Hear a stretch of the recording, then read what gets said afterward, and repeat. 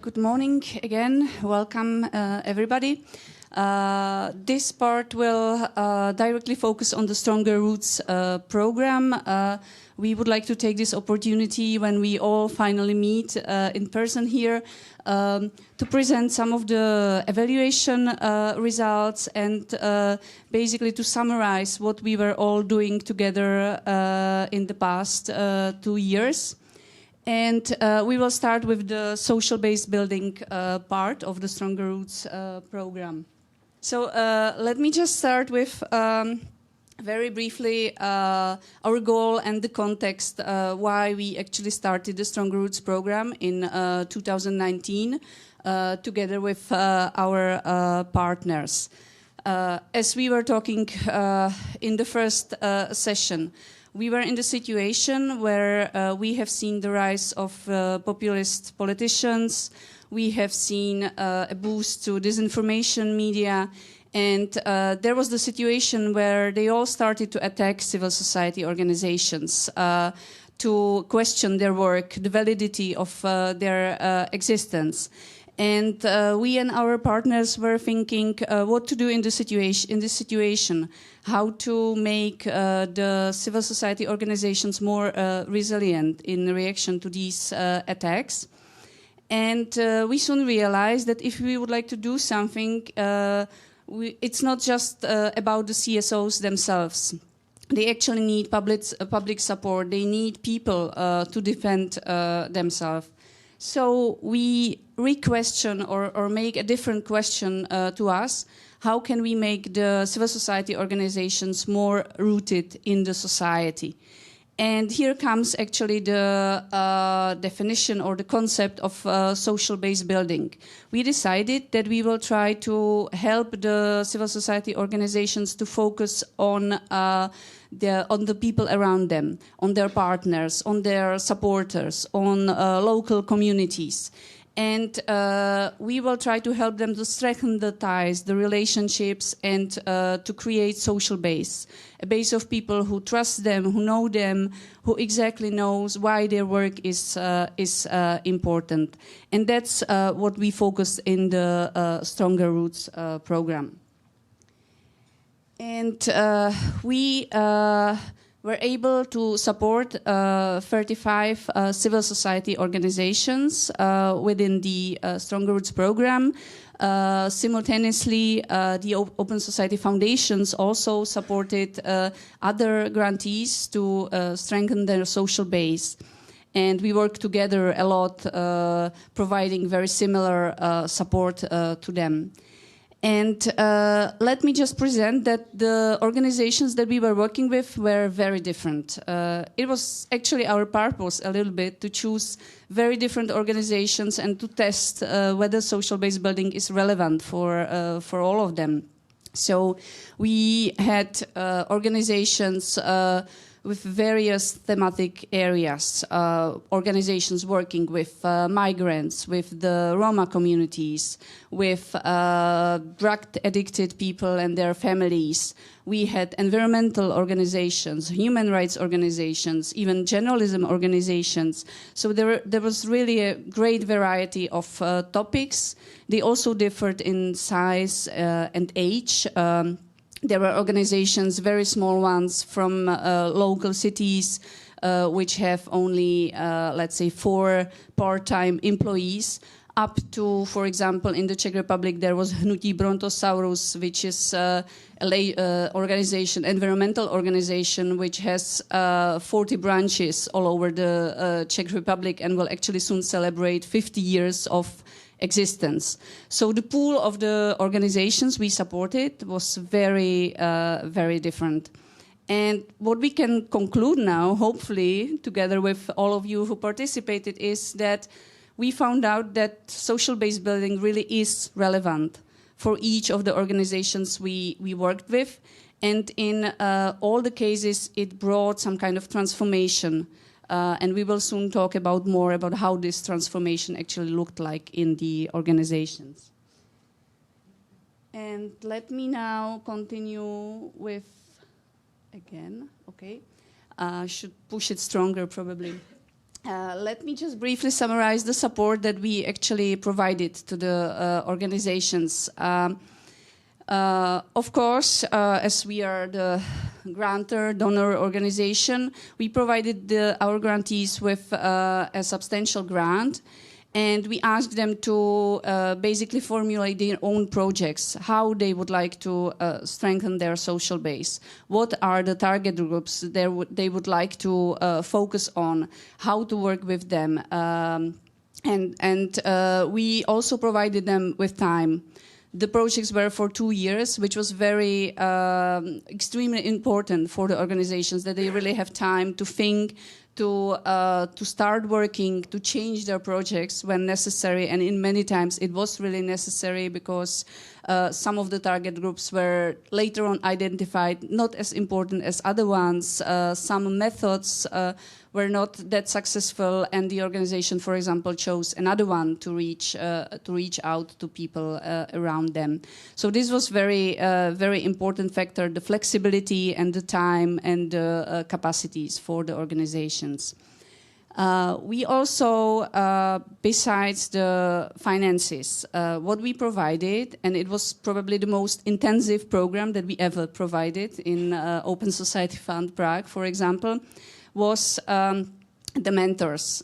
Each organization had an experienced mentor working together with the organization, providing external point of view, giving advices if necessary, or just asking questions as an outsider.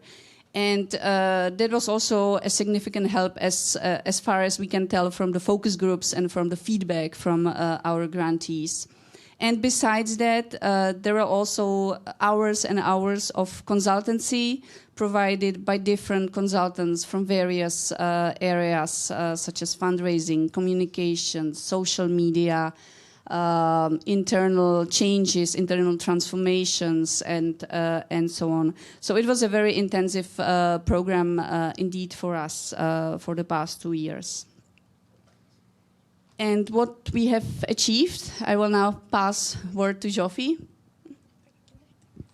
Yeah, so now we are going to talk about what we have achieved in the program, but also what we have achieved as you and us in the program, your organizations. And we will base these next slides on several different things. As you might remember, at the beginning of the program, you had to fill in an initial assessment form, and at the end there was a final assessment form. And also we had some focus groups where we wanted to engage you to have your views on the program. But also you had several rounds of reporting. So on the next slides, we will talk about the learnings that we can draw from our experience.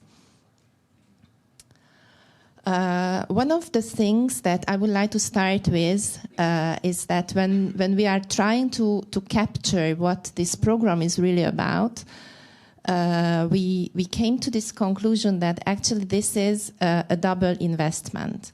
It's a double investment because it invests in civil society organizations, but at the same time, because in the focus of the program, it is social-based building, it also invests into people, into the citizens around the organizations. So what we've seen is that, as for the organizations, we've seen that most of you have really put people and the citizens into the focus of your activities, and also integrated this kind of approach into your strategies.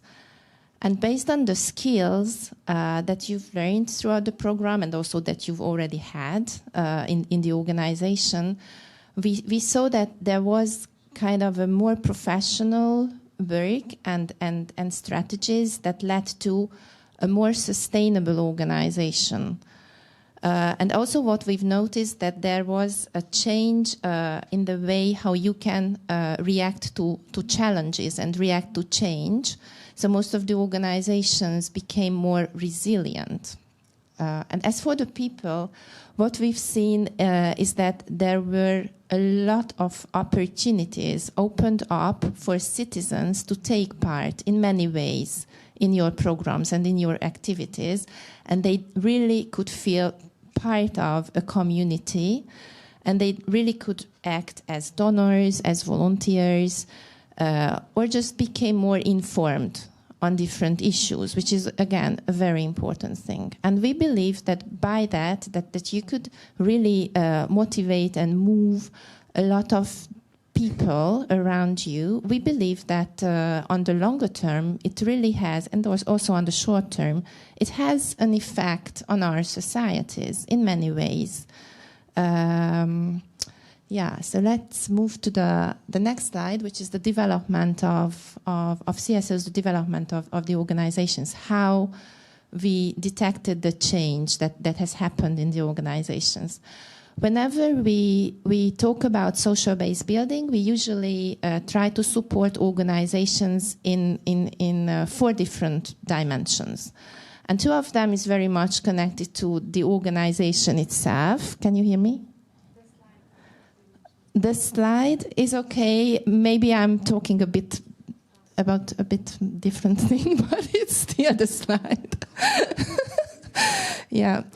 So we usually look at 4 dimensions, and one of them is the mindset change and the capacities of the staff and the leadership of the organization. The other one is the strategies and planning capacities and how it has changed. And the third one is understanding and reaching out to the current constituents or current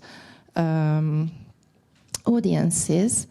And the fourth one is how you can reach out of your bubble and how you can reach out to different other audiences. So these are the 4 dimensions that we are working with the organizations. And what we've learned from your reports, and now I'm just partly saying this, but partly some other points as well that you've reflected on in the reports. One is that there has been a change in the attitudes of your organization, and it was kind of a mindset change that you really started to think about your people around you and the constituents around you as a means of really bringing them to make your mission done, so to reach your mission better.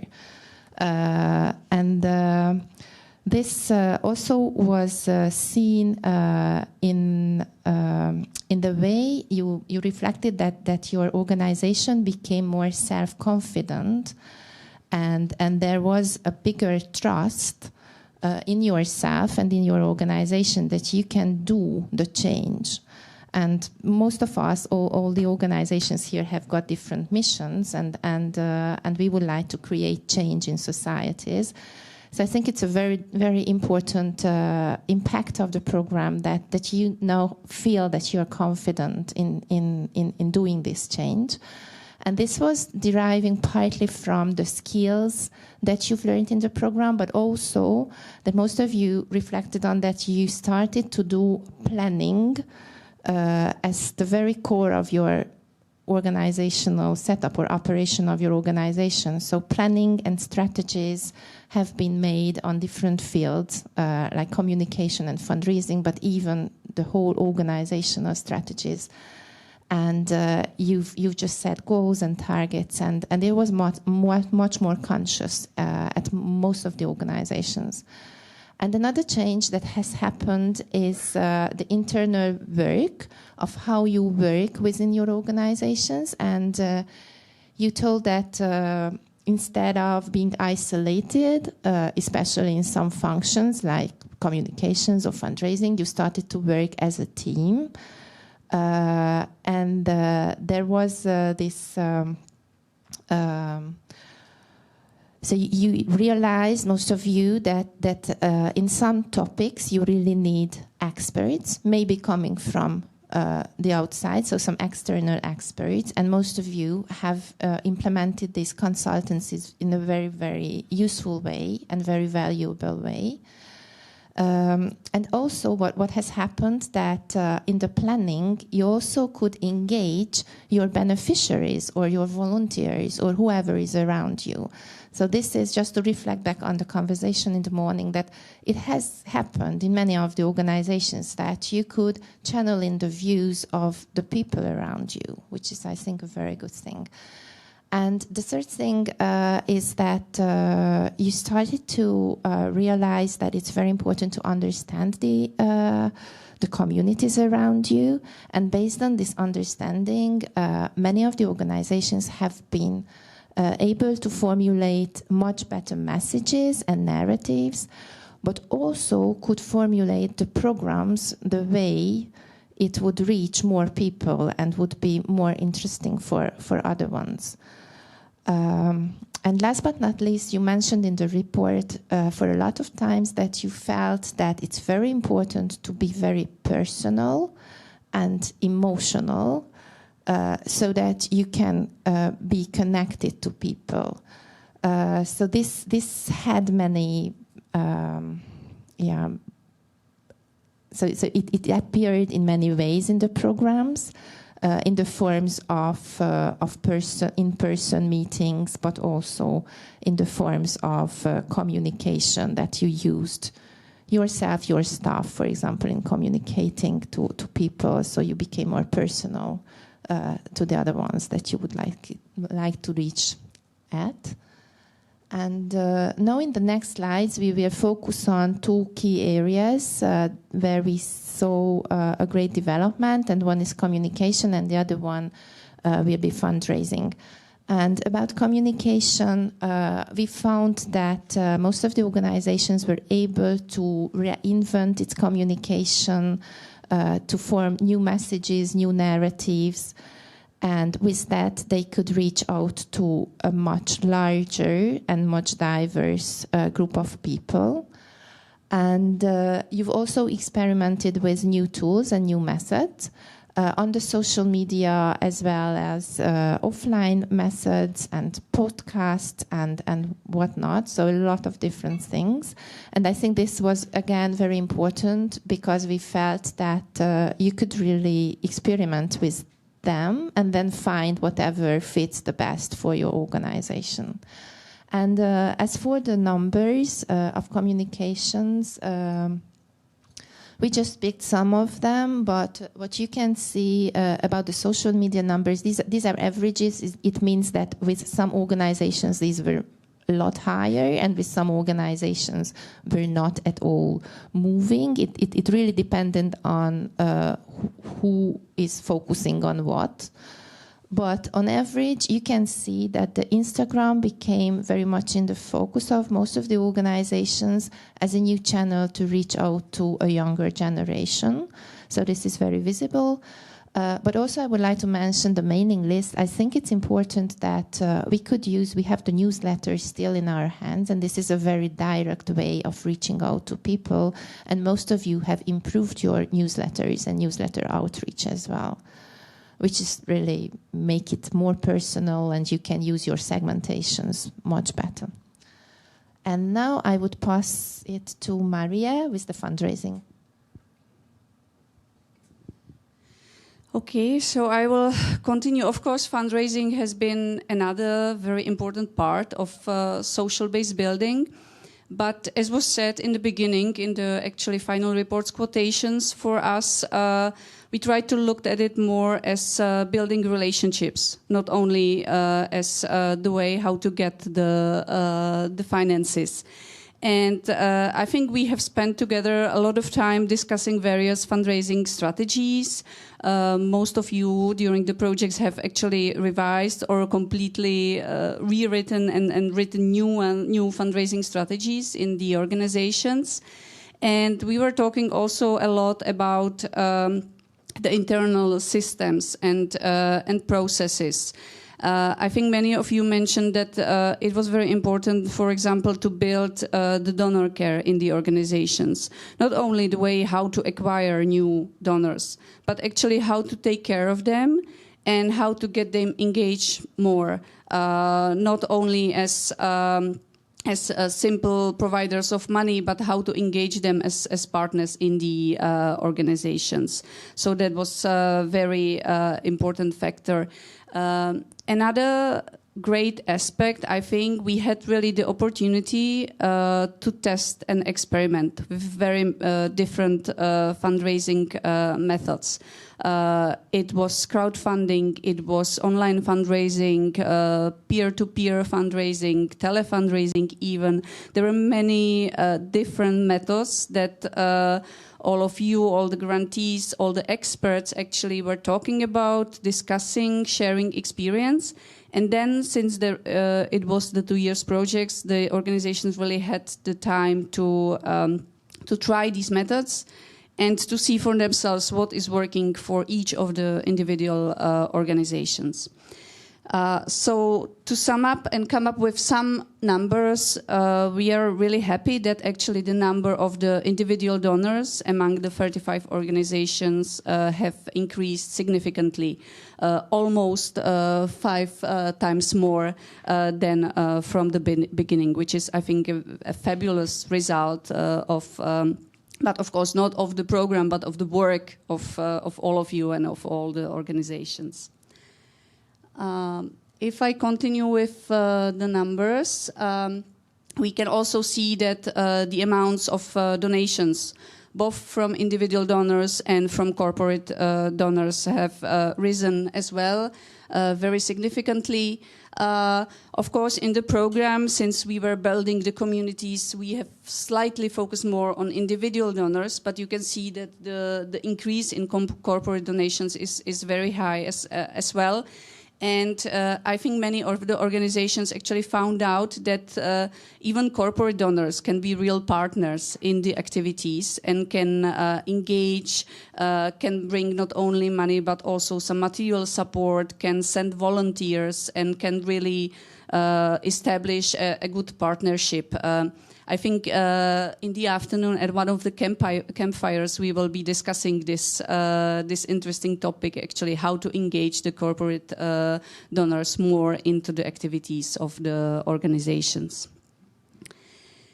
And we have also a lot focus on crowdfunding. For us, crowdfunding was a way how actually to help you to put what you've learned into practice. There were 25 crowdfunding campaigns among the organizations happening, and it was really great to see that with just one exception, all of them actually reached their target amounts, and some of them actually have collected much more. There was an organization who collected 500% of their target amount in the end. And what is even more pleasing news is that among the 1,400 donors who contributed to the crowdfunding campaigns, more than 1,100 were actually new donors, which is clear from this that what you manage actually is to burst the bubbles and get new supporters, reach out to different other groups than usually support your organization. So this is something that we are really happy about. And not to forget, it was again not only about the money, but there were so many interesting projects which the crowdfunding campaigns actually raised money for.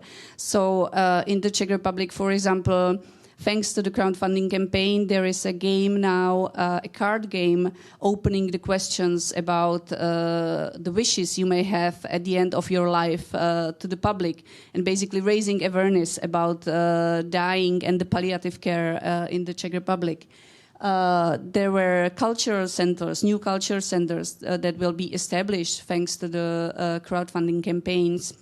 There were many neighborhood or local communities, places to be revived and to start living and having programs for the local people, for example.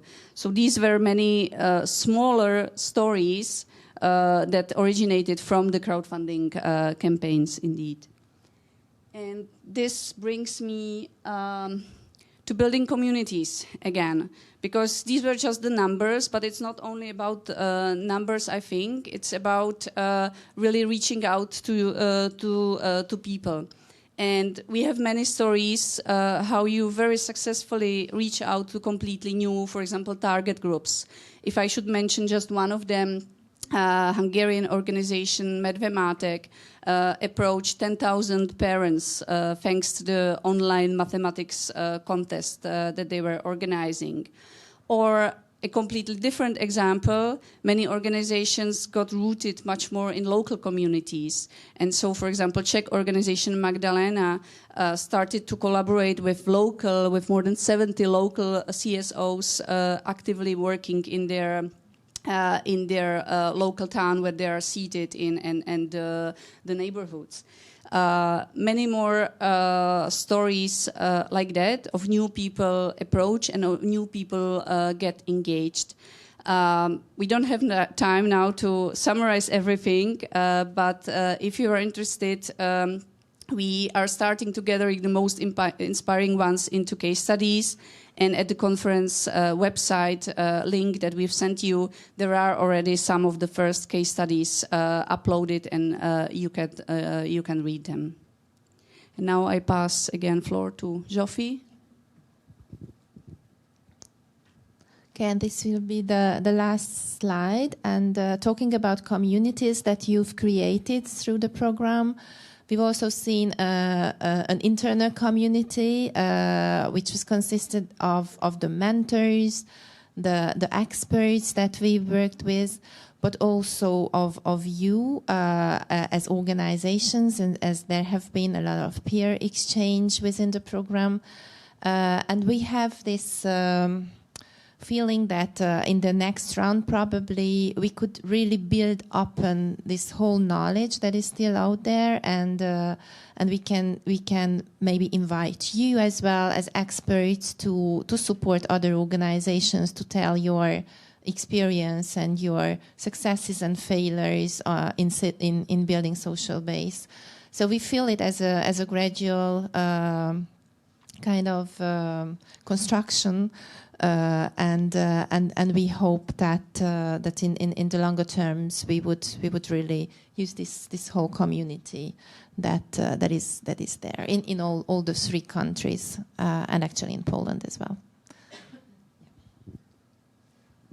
Okay, so that's it for now. Thank you very much. And if you have any questions, there will be shortly the panel discussion where we can, of course, talk about all the topics, or you can reach to us during the coffee breaks, lunch, and so on. So thank you very much.